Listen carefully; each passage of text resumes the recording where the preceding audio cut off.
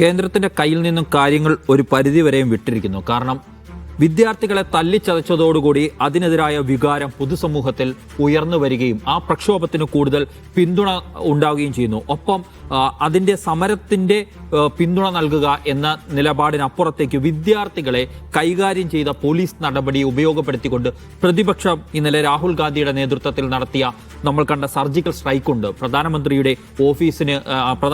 വസതിക്കടുത്തേക്ക് നടത്തിയ മാർച്ചും ഇതും. അതിനുശേഷം നടന്നത് എന്താണ്? കൂടുതൽ ആളുകൾ ഈ പ്രക്ഷോഭത്തിലേക്ക് ഇന്ന് എത്തുന്നു എന്നുള്ളതാണ്. ജന്തർ മന്ദിറിലെ പ്രക്ഷോഭത്തിലേക്ക് വിദ്യാർത്ഥികൾ കൂടുതലായി എത്തുന്നു. അവർ ഒരേ ആവശ്യങ്ങൾ ഉന്നയിച്ചുകൊണ്ട് മുന്നോട്ട് പോകുന്നു. എത്രത്തോളം ഇതിനെ തളർത്തിക്കളയാൻ കേന്ദ്ര സർക്കാർ നീക്കങ്ങൾ നടത്തിയോ അതിനപ്പുറത്തേക്ക് ഈ പ്രക്ഷോഭം ആളിക്കത്തുന്നു. മാത്രമല്ല, രാജ്യത്തിന്റെ വിവിധ ഭാഗങ്ങളിൽ ഈ പ്രക്ഷോഭത്തിന് അനുകൂലമായ രാഷ്ട്രീയ അന്തരീക്ഷം രൂപപ്പെട്ടു വരുന്നു. സാംസ്കാരിക നായകർ, സിനിമാ പ്രവർത്തകർ ഒക്കെ ഐക്യദാർഢ്യവുമായി രംഗത്തേക്ക് വരുന്നതാണ് നമ്മൾ കാണുന്നത്. ഇന്ന് രാഹുൽ ഗാന്ധി ചില കാര്യങ്ങൾ ചൂണ്ടിക്കാണിക്കുന്നുണ്ട്. 152 പേപ്പറുകളാണ് ഈ കാലയളവിൽ ചോർന്നത്. ഏതാണ്ട് 7.5 കോടി വിദ്യാർത്ഥികളെ ആകമാനം ബാധിച്ചിരിക്കുന്നു ഈ പരീക്ഷാ ക്രമക്കേടുകൾ എന്ന് പറഞ്ഞ്. അതിൽ ഒരാളെ പോലും ശിക്ഷിച്ചിട്ടില്ല എന്നതുകൂടി ചൂണ്ടിക്കാണിക്കുമ്പോൾ എന്താണ് ഈ രാജ്യത്ത് നടക്കുന്നത്? നമ്മുടെ സംവിധാനങ്ങൾ എത്രത്തോളം പരാജയപ്പെട്ടിരിക്കുന്നു? പരീക്ഷാ നടത്തിപ്പിൽ പോലും എന്താ ചിന്ത ആളുകളിലേക്ക് കൂടുതൽ ശക്തമായി എത്തുകയാണ്.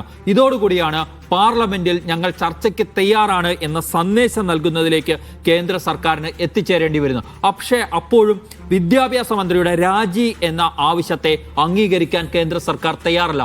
എന്തുകൊണ്ടായിരിക്കും കേന്ദ്ര വിദ്യാഭ്യാസ മന്ത്രിയുടെ രാജി ഈ സർക്കാർ അംഗീകരിക്കാതെ മുന്നോട്ട് പോകുന്നത്? ഇത്രയധികം സമ്മർദ്ദം നേരിടേണ്ടി വന്നിരിക്കുന്നത് ഞാൻ കഴിഞ്ഞ ദിവസം തന്നെ ചൂണ്ടിക്കാണിച്ചിരുന്നു. ഈ സമരത്തിൽ ഉള്ളത് യഥാർത്ഥത്തിൽ അവരെ രാജ്യദ്രോഹികളാക്കി മുദ്ര കുത്താനുള്ള ശ്രമം സംഘപരിവാർ ഭാഗത്തു നിന്ന് നടക്കുമ്പോൾ, അല്ലെങ്കിൽ കേന്ദ്ര സർക്കാരിന്റെ ഭാഗത്തു നിന്ന് പല വിധത്തിലുള്ള ആരോപണങ്ങൾ ഉയർത്തിക്കൊണ്ടുവരാൻ ശ്രമിക്കുന്നുണ്ട്. പക്ഷേ അത് പരാജയപ്പെടുകയാണ്. അതിന്റെ പ്രധാനപ്പെട്ട കാരണം ഈ സമരത്തിൽ ഉള്ളത് കേന്ദ്ര സർക്കാരിനോടോ മറ്റോ അല്ലെങ്കിൽ ഭരണകൂടത്തോട് മറ്റേതെങ്കിലും കാര്യങ്ങളിൽ വിയോജിപ്പുള്ളവരല്ല ഈ സമരം തുടങ്ങി വെച്ചവരിൽ ഭൂരിഭാഗവും എന്നുള്ളതാണ്.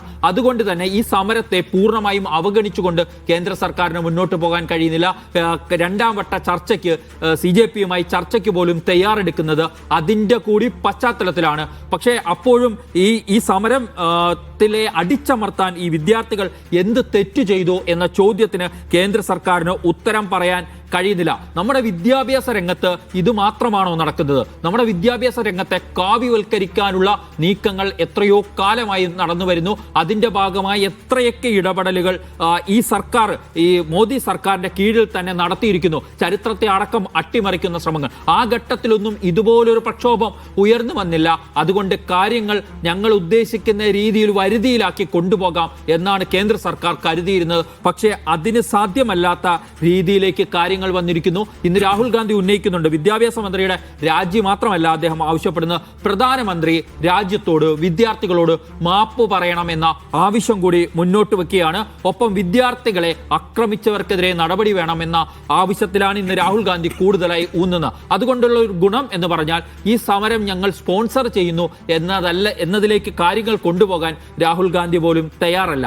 പകരം വിദ്യാർത്ഥികളോട് കാട്ടിയ ക്രൂരത എടുത്തു പറഞ്ഞുകൊണ്ട് ആ വിഷയം ഉന്നയിച്ചുകൊണ്ട് തെറ്റ് തിരുത്തൽ ആവശ്യം മുന്നോട്ട് വെച്ച് ഒപ്പം തന്നെ വിദ്യാഭ്യാസ മന്ത്രിയുടെ രാജിയിൽ ഉറച്ചു നിൽക്കുക എന്നുള്ള. നമ്മൾ മനസ്സിലാക്കേണ്ടത് പരീക്ഷയിൽ മാത്രം ഒതുങ്ങുന്നതല്ല ഈ രാജ്യത്തെ ക്രമക്കേടുകൾ. ഈ സമരത്തിന് നേതൃത്വം നൽകുന്ന യുവാക്കളും വിദ്യാർത്ഥികളും ഈ CJPയും ഒക്കെ ആലോചിക്കേണ്ട മറ്റു ചില ഘടകങ്ങൾ കൂടി ഇതിനോടൊപ്പമുണ്ട്.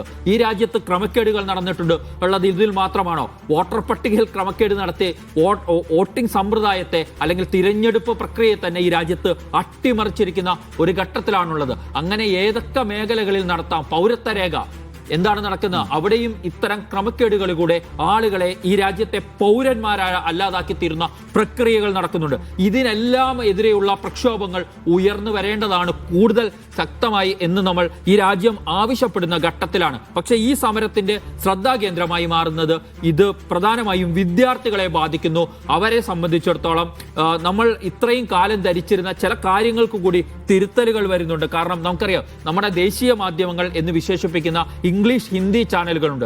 ഇവർ കേന്ദ്ര സർക്കാരിന് അനുകൂലമായ രീതിയിൽ നെറേറ്റീവുകൾ സൃഷ്ടിക്കുക എന്ന പണിയാണ് കുറെ കാലമായി എടുത്തുകൊണ്ടിരിക്കുന്നത്. ഇതൊക്കെ കാണുന്ന വിദ്യാർത്ഥികൾ തന്നെയാണ് അവരുടെ ഒരു പ്രശ്നം വന്നപ്പോൾ ആ മീഡിയ സൃഷ്ടിച്ചുകൊണ്ടിരിക്കുന്ന മോദി അനുകൂല മീഡിയകൾ സൃഷ്ടിച്ചുകൊണ്ടിരിക്കുന്നതല്ല യാഥാർത്ഥ്യം എന്ന് തിരിച്ചറിഞ്ഞുകൊണ്ട് തെരുവിലേക്ക് എത്തുന്നത്.